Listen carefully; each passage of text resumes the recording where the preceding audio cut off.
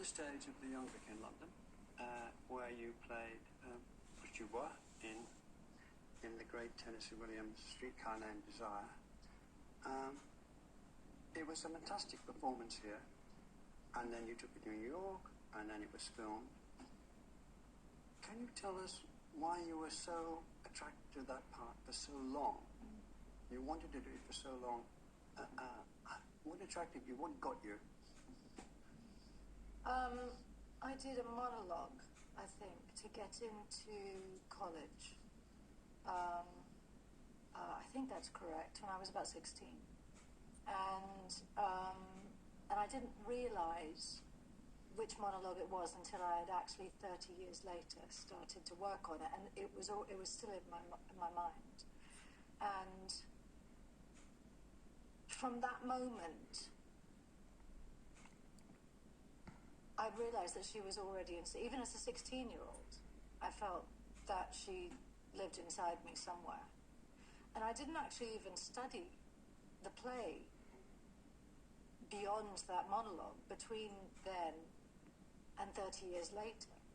I just knew that I had to play her. I had to do the whole thing, not just a monologue, but I had to do the whole thing. So whenever, for the rest of my life, whenever I do an interview and somebody would say, what play would you like to do, what character, the only thing I would ever say is Streetcar, until the point where I felt that I was starting to be old enough to play her, and then started to actively try and put the production together. I can't point to what it was specifically. Isn't it curious? Can you usually with other parts you take on? I think in order to decide whether to say yes to something needs to move internally that goes, oh yeah, it's in there, or I get that. I don't know why as a 16-year-old, a a deeply alcoholic, deeply troubled, tragic character was familiar to me. But, then we get into metaphysics, I think. Yeah. But it's interesting that you carried it for so long. There's one word you use several times about people you play, and I haven't heard it used before. I've talked to quite a lot of people. And you say you inhabit the character. So it's a wonderful, it's the correct word. And how did you come to inhabit Blanche? She seems a long way from you. Yeah. Well, they all are, so that's a silly remark. But how did you come to inhabit Blanche? Well, I had the great fortune to work with Benedict Andrews, our director, and because of everything that's been said, written, because of the film, it seems the right way to begin was to erase any thought in my mind about who or what she should be or how the production should be or whatever. So, starting on day one of production, handing myself over to Benedict. And we spent the first week, of a very short, you don't get much rehearsal time for the, sometimes you get 4 weeks to spend the first week properly doing a table read, digging into it, talking about every single last scene. I didn't know that's how he was going to approach it. Was like, it was the most extraordinary experience that I'd had. It was because of him, and I think that particular process that he asks an actor to go through that taught me how to absorb on a level that I don't think I've ever done before, a character based on text. So regardless of preconceptions, regardless of what I was hanging over, left over from the 16-year-old mind of who she was, but just purely based on the facts and the text, mixed with, one's own alchemic emotional response to, an internal identification. And that's really it. It's everything I learnt during that. And I guess I'd learned it in study a little bit before, but it just became so clear because you could always find it. That's what's so amazing about Tennessee Williams, and I think particularly in this play, is there are so many layers, and you keep being surprised. And there are gifts everywhere you look. And so completely giving oneself to that process, I think, she just started to come to the surface. She started to fill me up from the toes, you know. Yeah, I mean, the complexity is, it was here you did it the first time. The complexity is surprising, because you think, oh, it's about this woman who does that, does that. But as you say, from digging in, she's layered and layered and layered. I don't know how he keeps pulling it out, Tennessee Williams, on 2 or 3 of his plays, not all of them. He just pulls it out, and then there's another layer, and then there's another layer. And the edginess of it all, I don't mean edginess. One moment she's there, and then she's there. Yeah. Although she seems to be on a direct course, she's also on an indirect course all the time, isn't she? Yeah, and also I think there's something about the magic realism that he imbues in his plays that on the one hand can seem whimsical and contrary. They actually help you or almost to relax for a minute, so that and it sinks you deeper into the darker aspects of the production, I think. I think he's one of the best playwrights out there. I really do. It seems to what you've been saying, and from the other performances that you've done, it seems to defy the going notion of, I find something in myself and I build on that. It seems to be contrary to that in this case. In this case, yes. I think in other cases, it's different, but in this case. And that's because of the nature of Blanche. I think it's the nature of Blanche, and also,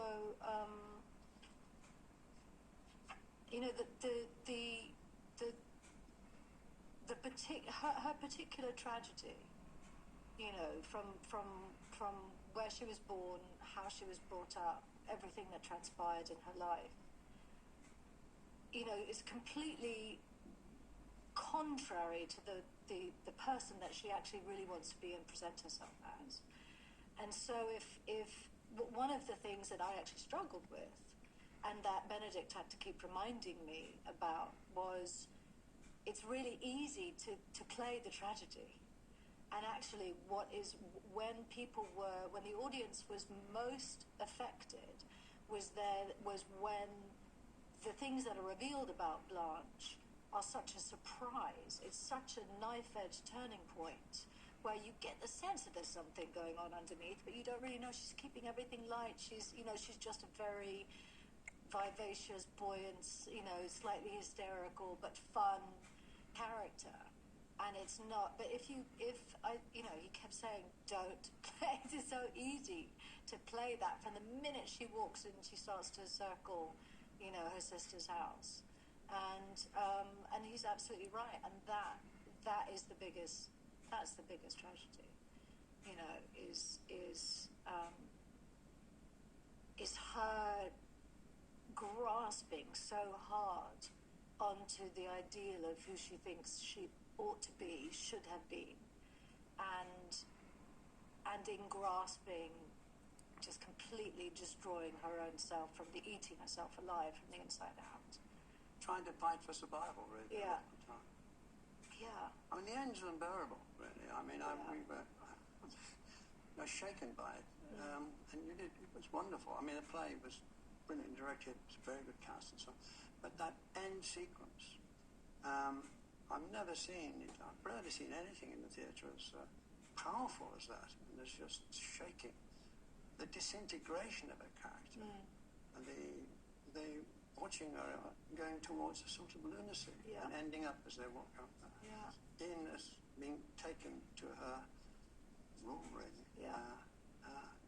It was hard not to get. It was quite a challenge to not succumb to that insanity in the practice of it, in the doing of it. 7 days a week. Or 8 shows a week. It took as much energy to not flip over to the other side, I think, as it did just to get, she's an incredible. Our particular production was so muscular, and so,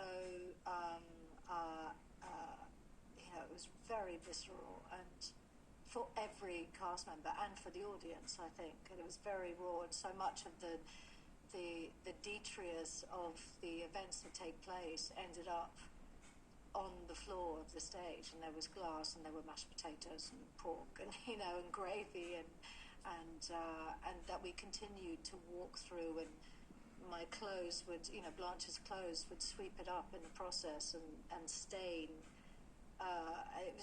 It was incredibly raw, and so to get to those end scenes where she is being pushed to the very, very brink of sanity, and also you've got in the production there were voices echoing through the theatre, Blanche, it was really hard to hang on to reality, and this very slow burn menace of Kowalski. Yeah.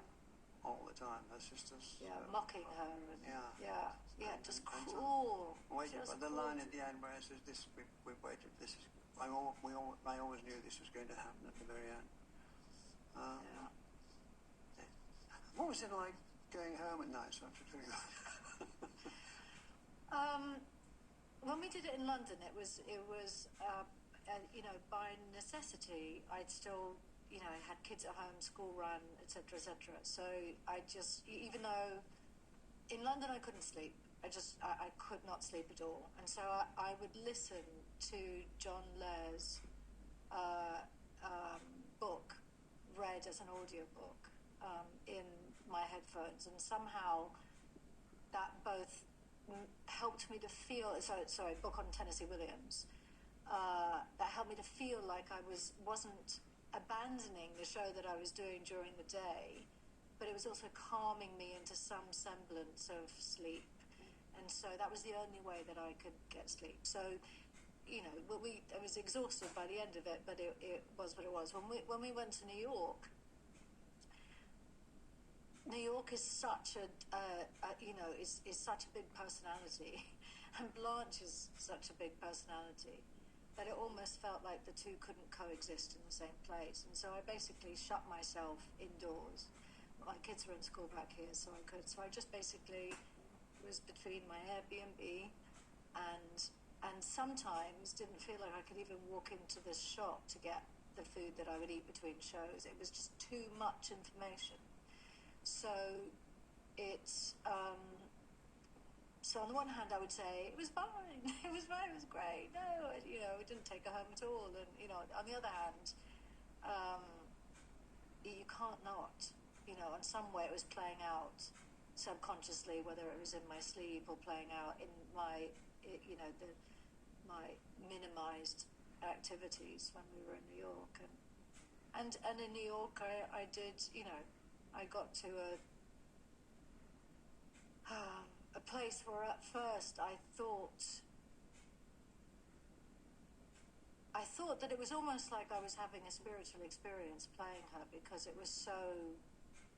I was present in a way in her than I had ever been in the whole London production. And I don't know what caused it, but it and at first it was like, oh my God, this is amazing. Is this what it's meant to be? Really kind of in awe of this somewhat spiritual experience, particularly during the speech about the young boy, about her old love, and then all of a sudden that wouldn't leave, and I was stuck in that place, even going home, and I started to get a little scared about.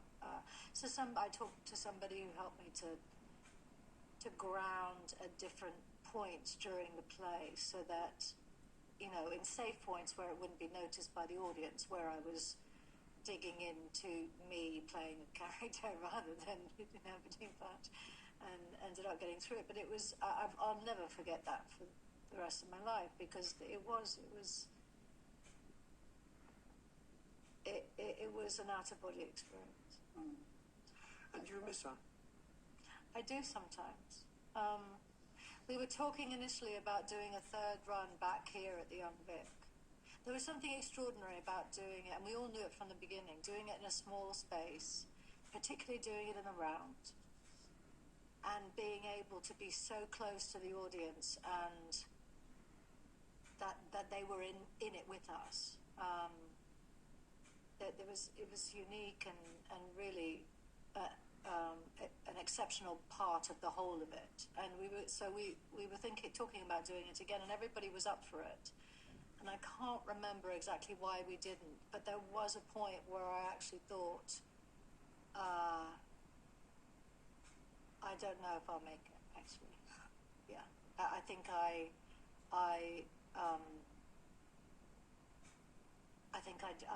just got to the finish line after the second one. I think if I dare one more. I mean, those of us outside watching you and watching great actors take on these tours, you do wonder how you pull yourself together. I mean, how you say, I am not there, because the word inhabit keeps going back to my mind, because it's such a good word, and I really haven't encountered it before. It's the right word.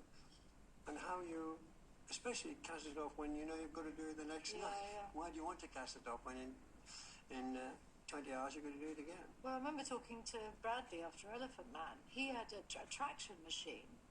He said to hold his body in such a contorted way to play the Elephant Man. He had a traction machine in his hotel room that he would hang on for half an hour every night. And I kept thinking, that's actually not that much different from the contortions that one needs for Blanche. And it does affect you on so many different levels.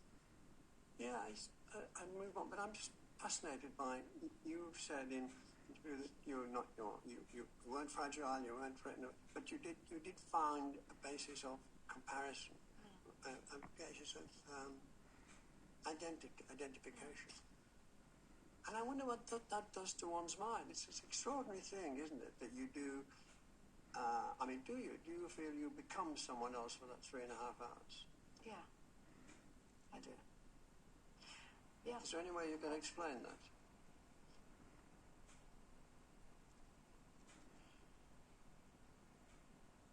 Well, I guess it's similar in a way to any character that one takes on. Is, we are only ourselves because of how we present ourselves to the outside world, I guess, and our personalities, how we formed our personalities, whether it's just simply our voice or how we hold our face. But I could look as I do and have a completely different personality and way of carrying myself and way of dressing, and anybody could, and you would think they were potentially somewhere else, and it's someone else, and it's kind of it's kind of just doing that. For Blanche it almost felt like a chemical change, but in doing Thatcher, recently, in sliding into her voice, her way of holding, or my way of holding my face or my mouth or whatever as her, my head, the mannerisms and everything. I always feel like sometimes I'm disappointed when I see on the outside that it's still me, because from the inside I feel like I look like that person, and feel like I've almost like transformed cellularly so that you would have the same experience. And then sometimes I look at the finished product and I think, oh, I've failed. And it might be something to do. It might be something to do with the fact that we are multiple personalities inside our heads. Yeah. Put on a face to meet the faces that we meet. Yeah. Yes. I mean, we all do it to a degree. But then it's how much you run with it, how far you go with it. Yeah. Because there's only time or space to be one of those persons. Yeah. I mean, completely. Jeffrey Dahmer. Did the smallest things. Grew sideburns, put a mole on his face, changed the way that his hair was, and changed his voice a little bit. And policemen with wanted posters up around while policemen would talk to him. He was a different, it's shape-shifting.